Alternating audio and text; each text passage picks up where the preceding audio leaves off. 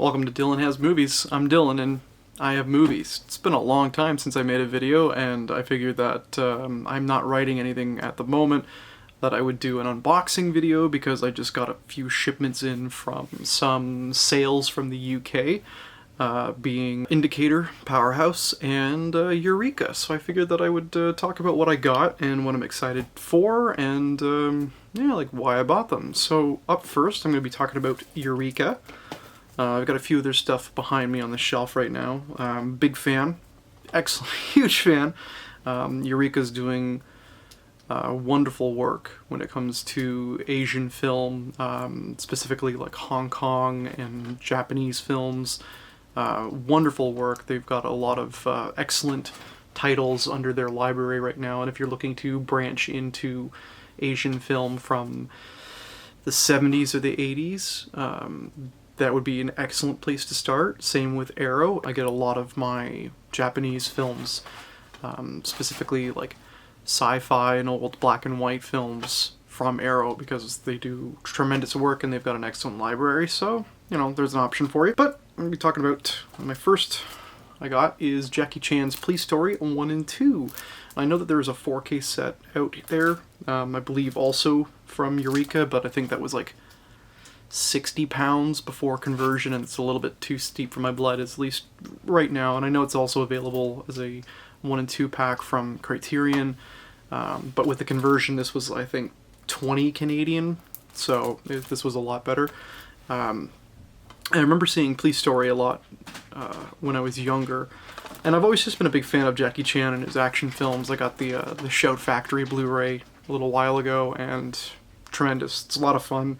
Jackie Chan is one of those action stars that, even if you never saw his original stuff from Hong Kong, back in like the late 70s, the early 80s, and the 90s, before he branched out to like Western action comedies, this was a no-brainer for me because, you know, Jackie Chan was always a staple of my childhood growing up. Rumble in the Bronx, Battle Creek Brawl, just a lot of his stuff from the 90s, The Medallion, The Tuxedo, Rush Hour, Shanghai Noon, Shanghai Nights. You know, he was just a big part of my childhood, so being old enough now and in a state of appreciation for film from all around the world, and seeing his original stuff before he got westernized and whatnot is tremendous, because everything he does in the American action comedy films is great, but this is just like dialed up to 11. It's so much, he has so much more creative control, and yeah, so I'm excited to revisit Police Story and then start Police Story 2, so I'm excited for that. Can't wait. I also picked up The Dead and the Deadly with Sammo Hung, who I'm growing to appreciate a lot. He kind of just made his way into my life about a year ago, and I've been going through a lot of his movies recently. I'm becoming an even more, a bigger fan. I've got his endeavor Meals on Wheels, or yeah, Wheels on Meals, sorry, that one always confuses me, which also has Jackie Chan, as previously mentioned. And then Encounters of the Spooky Kind. These two are already up on my shelf. If you haven't seen Encounters of the Spooky Kind, it's phenomenally funny. It's very, very well done, and it ends on just the greatest freeze frame you will ever see. And there's no hyperbole in that. I genuinely mean that. It's absolutely ridiculous. So to get a chance to, Encounters of the Spooky Kind is excellent. And I heard that this is very much in the same line, although while Sammo Hung directed the previous film, this one is by Wu Ma, and it says it's in the same vein as Mr. Vampire and Encounters of the Spooky Kind. I've seen both Mr. Vampire and Encounters, obviously, so I'm super excited to dig into this, especially because Hong Kong horror films and supernatural and like vampire films back in like the 1980s were on another level. Mr. Vampire, of course, but also Vampire Breakfast, Ghost Snatchers, The Seventh Curse. Pretty much anything from Lam Nam Choi is just art pure art, plain and simple, so you can't go wrong. So yeah, 1980s Hong Kong, I'm absolutely there. I'm 100% there for it. You can't keep me away. And up next we have some stuff from Indicator, because they had a fall sale on, and I had to imbibe. I couldn't pass up this opportunity, especially now that they are releasing. They've extended their line from the UK to US and Canada, and that's just phenomenal, because when film restoration companies and boutique labels are able to branch out to new places around the world, everybody wins. Film fans win, and I think that's tremendous. So here we go. A Time for Dying. This is with Audie Murphy, and the reason I wanted to watch this was because it was on streaming a while ago and I didn't get a chance to watch it. I watched 2 of his other movies and this was the other one, and it just wouldn't work. So I was like, you know, with the conversion it comes out to be like $9 American or $9 Canadian for this. I was like, absolutely, 100%. And so I'm excited. Audie Murphy, I really liked him opposite James Stewart in what is it? Night Passage? A Bullet for a Bad Man, or No Name on a Bullet. Both really, really good. I like No Name on Bullet because he's only about 5'4", 5'5". He's a really short guy, but he's so imposing in the movie. Just like the cold, stoic, the hard stare he has, and he's like, you know, standing chest to chest with people that are like 6 feet, 6'2", and he's just like eyeing them down, and it's like his only movie where he plays a bad guy, so it's really good if you haven't seen it. And this one, kind of excited for as well. And I also got the Enter Santo collection, which is Enter Santo, and it's the first adventures of the Silver Masked Man. He's like a lucha libre. He's got a silver mask, and he fights crime.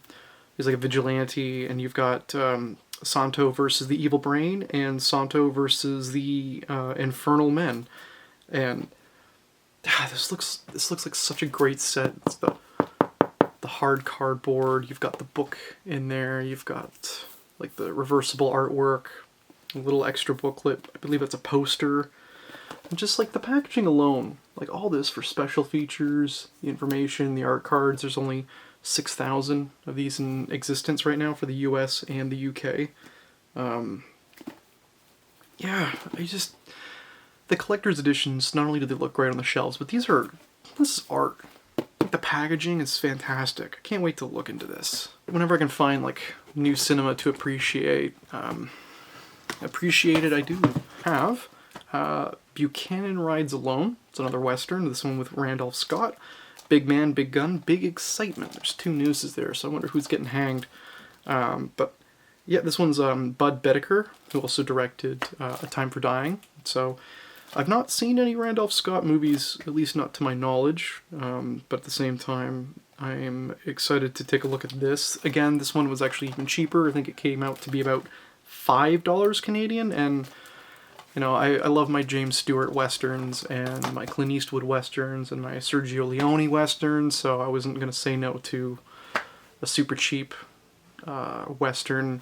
And you know what, I love Indicator. I'm really growing to love their products, which leads me to my next point. This next set, this is the one, this is the big boy. It's actually a lot larger in person than I thought. I only saw pictures from the front. This, for me, is my most anticipated release of the year, and I think that there's a few places that do awards for home release for physical media, and this is going to get my vote 100%. I think you know what it is. This is the Magic, Myth, and Mutilation box set, the micro-budget cinema of Michael J. Murphy from 1967 to 2015. 10 discs, 26 movies, all of them 2K remastered. You got all the individual discs, they're all split for releases. You've got a booklet in there. Look at this. That's a beast. That's a big boy right there. This looks phenomenal. This is a 10 disc set, 26 movies. All of them have been remastered, and I got this for 70 Canadian. It's usually around 80 pounds, and I think they dropped it to about 41 pounds for the sale, and I just had to. I had to. I really didn't know too much about the guy when this got announced, but the artwork looks excellent. I got excited about that. And just the idea of containing the complete surviving works of Britain's unheralded DIY auteur, this definitive, individually numbered 10-disc Blu-ray set contains an astonishing half-century of creative output. For the first time ever, these 26 films are presented newly restored and remastered using original film and tape materials held by the Murphy Archive. They're accompanied by a wealth of bonus materials and a 120-page book. This is the release of the year. When I open it, I'm going to be upset, but I'm also going to be super excited because it's still sealed. Maybe I should have ordered two, keep one on my shelf and then one for washing. God, and this isn't even everything. I've got more from Eureka coming my way because I pre-ordered their Samurai Wolf 1 and 2 set. Because someone, I think Film Cult, said they were going to announce that, or they announced it back in January, and I haven't seen, hide or hair of that, so Eureka's getting my money. I can't wait. Have you seen them? Do you have these? If you do, let me know. But yeah, I'm not sure where I want to start with yet. But thanks for watching.